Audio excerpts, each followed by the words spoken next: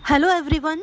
जैसा हम सब जानते हैं सीबीएसई ने 9th टू 12th क्लासेस का सभी सब्जेक्ट्स का सिलेबस अप्रॉक्स 30% रिड्यूस कर दिया है। इसका कारण स्कूल ओपन ना हो पाना है और हम सब जानते हैं कि स्कूल ओपन क्यों नहीं हो पा रहे हैं। मैं ऑलरेडी 10th क्लास का साइंस सब्जेक्ट का रिड्यूस सिलेबस और 11th एंड 12th क्लास का केमिस्ट्री का रिड्यूस्ड सिलेबस ऑलरेडी शेयर कर चुकी हूँ, जिसके लिंक इस वीडियो के डिस्क्रिप्शन बॉक्स में भी अवेलेबल होंगे। यह वीडियो 9th क्लास स्टूडेंट्स के लिए है और इस वीडियो में मैं आपको बताने वाली हूँ ऐसे कौन से चैप्टर्स हैं जिन्हें सीबीएसई ने बोला है कि आपको कम्प्लीटली पढ़ना है, मतलब जिन चैप्टर्स में से एक भी टॉपिक रिड्यूस नहीं किया गया है। और ऐसे कौन कौन से चैप्टर्स हैं जिन्हें या तो कम्प्लीटली रिड्यूस कर दिया गया है इस टाइम, या फिर उनमें से कुछ टॉपिक्स के लिए बोला गया है आप इस समय इन टॉपिक्स को स्किप कर सकते हैं। So let's start chapter by chapter discussion. 9th class में टोटल 15 चैप्टर्स हैं। इनमें से चैप्टर नंबर 14 नेचुरल रिसोर्सेज सिर्फ इंटरनल असेसमेंट में आएगा, फाइनल एग्जामिनेशन में नहीं आएगा। इसका मतलब बोर्ड एग्जाम्स के लिए आप इस चैप्टर को स्किप कर सकते हैं, सिर्फ इंटरनल असेसमेंट के लिए तैयार करना है। पर यहाँ से क्वेश्चन इंटरनल असेसमेंट में जरूर आएगा, बोर्ड एग्जामिनेशन में ये चैप्टर इंक्लूड नहीं है। अब डिस्कशन स्टार्ट करते हैं चैप्टर 1 से। चैप्टर 1 है मैटर इन आवर सराउंडिंग। यह चैप्टर कम्प्लीटली रिमूव कर दिया गया है इस टाइम सीबीएसई के थ्रू। इस चैप्टर में बहुत सिंपल सा चैप्टर था। डेफिनेशन ऑफ मैटर, मतलब मैटर क्या है, types of matter, physical states क्या होती हैं, सॉलिड, लिक्विड एंड गैसेस, और इन सॉलिड लिक्विड गैसेस की कुछ कैरेक्टरिस्टिक प्रॉपर्टीज़ हैं like shape, volume, density, intermolecular space, forces of attraction etcetera. ये फेजेस एक दूसरी फेज में कैसे चेंज हो सकती हैं, melting, freezing, evaporation, condensation, sublimation, ये प्रॉपर्टीज़ मीन्स इस चैप्टर को इस समय सीबीएसई के थ्रू रिमूव कर दिया गया है, तो आप इस चैप्टर को स्किप कर सकते हैं। वैसे इस चैप्टर के बारे में थोड़ा थोड़ा आप अपनी लोअर क्लासेस में पढ़ते हुए आ रहे हो, तो आप अनअवेयर नहीं हो। लेट्स सपोज सब्लिमेशन आप जानते हो, solid state to direct gaseous state में कन्वर्ट होना और gaseous state to direct solid state में कन्वर्ट होना ही कहलाता है सब्लिमेशन। तो इस टाइप के छोटे छोटे से टर्म्स हैं जिनके बारे में आप अवेयर हैं, और अगर इस चैप्टर को इस समय रिमूव कर भी दिया गया है तो कोई प्रॉब्लम नहीं आएगी। आगे के 5 चैप्टर्स में सीबीएसई के थ्रू कोई चेंज नहीं है, इसका मतलब कंप्लीट स्टडी करना है। Chapter 2 is matter around us pure, no change. Third chapter atoms and molecules, again no change, complete study करना है। Next chapter 4 structure of atom, it is very important chapter. Proton और neutrons की discovery तो हो गई, electrons, protons, neutrons fundamental particles हैं, ये भी पता लग गया।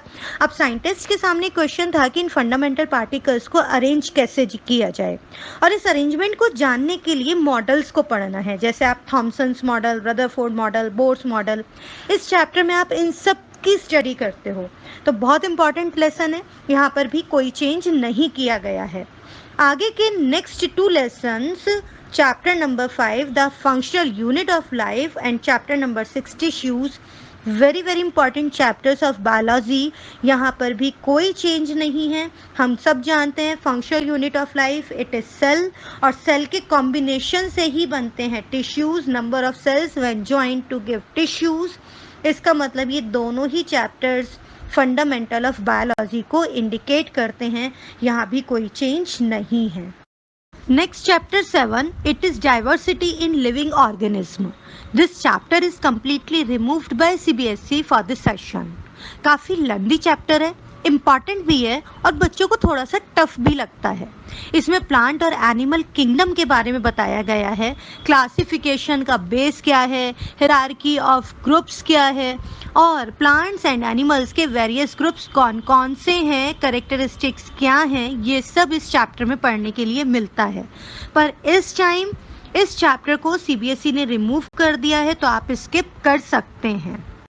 Next chapter 8 motion and chapter 9 force and laws of motion, दोनों ही फिजिक्स के बहुत इंपॉर्टेंट चैप्टर्स हैं, इसलिए इन चैप्टर्स को सीबीएसई ने बिल्कुल डिस्टर्ब नहीं किया।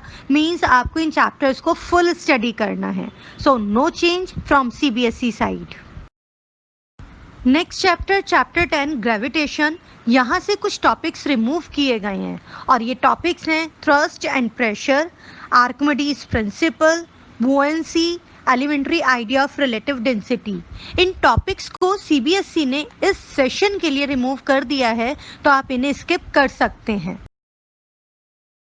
Next chapter 11 work and energy, very important chapter. यहाँ पर कोई चेंज नहीं है। एनर्जी के बारे में बताया गया है, law of conservation of energy. Energy can neither be created nor be destroyed. हम ना तो एनर्जी क्रिएट कर सकते हैं, ना ही डिस्ट्रॉय कर सकते हैं। तो यहाँ पर ये सभी टॉपिक्स स्टडी करने हैं। इस चैप्टर में कोई चेंज नहीं है, इसे कंप्लीट स्टडी करना है। Next lesson 12 sound, it is removed by CBSE for this session.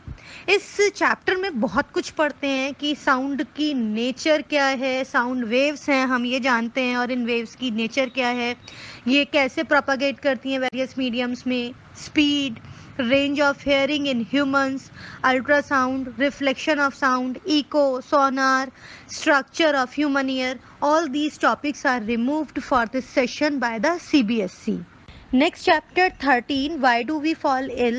Again important chapter, reasons of the illness. इस चैप्टर में हमें ये सब चीज़ें पढ़नी होती हैं। सीबीएसई ने यहाँ कोई चेंज नहीं किया है, इस चैप्टर को भी कंप्लीट स्टडी करना है। चैप्टर 14 के लिए मैं आपको बता ही चुकी हूँ, नेचुरल रिसोर्सेज सिर्फ इंटरनल असेसमेंट में आएगा इस चैप्टर से, बोर्ड एग्जामिनेशन में नहीं आएगा। तो आप इंटरनल असेसमेंट के लिए तैयार कीजिए, बोर्ड एग्जामिनेशन के लिए आप इसे स्किप कर सकते हैं। Next chapter 15 improvement in food resources. This chapter is also removed by CBSE for this session. इस चैप्टर में एक्चुअली हम ये पढ़ते हैं कि एनिमल और प्लांट ब्रीडिंग क्वालिटी को कैसे इम्प्रूव किया जा सकता है। फर्टिलाइजर्स और मैन्योर का हम कैसे यूज़ करें कि फर्टिलाइजर्स और मैन्योर्स अपना प्रॉपर इफेक्ट दिखाएं। पेस्ट एंड डिजीज से प्लांट्स को हम कैसे प्रोटेक्ट करें, ऑर्गेनिक फार्मिंग एक्सेट्रा। तो इस चैप्टर से ये सभी टॉपिक्स इस सेशन के लिए रिमूव कर दिए गए हैं, तो आप भी इन्हें स्किप कर सकते हैं। आज मैंने आपको बताया 9th क्लास साइंस सिलेबस में इस सेशन के लिए सीबीएसई ने क्या क्या चेंजेस किए हैं। ध्यान से पढ़िए। Good luck for your exams. Thank you.